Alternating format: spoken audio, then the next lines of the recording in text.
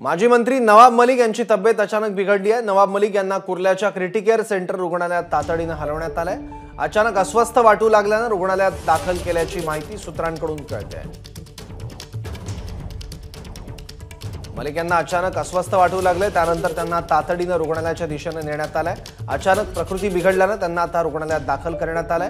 कुर्ल्याच्या Criticare रुग्णालयात सध्या त्यांच्यावर उपचार सुरू आहेत।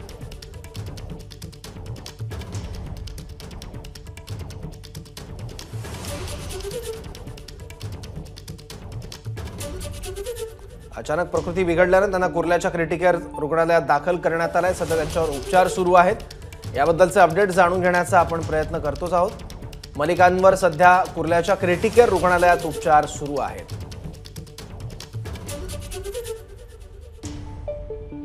मनी लॉन्ड्रिंग प्रकरणात जेव्हा नवाब मलिक यांना अटक झाली त्यानंतर प्रकृतीच्याच कारणास्तव त्यांना जामीन मंजूर झाला होता। त्यानंतर ते बाहेर आले होते आणि तेव्हापासून माध्यमांशी देखील त्यांनी कुठला संवाद साधलेला नाहीये, कारण तशी कोर्टाची अट होती। पण आता नवाब मलिक यांच्या प्रकृतीबद्दलची ही माहिती येते आहे। नवाब मलिक हे जेव्हा तुरुंगातून बाहेर आले होते तेव्हा राष्ट्रवादी काँग्रेसच्या सर्व नेत्यांनी, म्हणजे आता जे दोन गट पडले आहेत त्या दोन्ही गटातल्या प्रमुख नेत्यांनी नवाब मलिक यांची भेट घेऊन त्यांची विचारपूस केली होती। आणि आता नवाब मलिक यांची प्रकृती बिघडलेली आहे। त्यांना कुर्ल्याच्या क्रिटिकेअर रुग्णालयात दाखल करण्यात आलं आहे।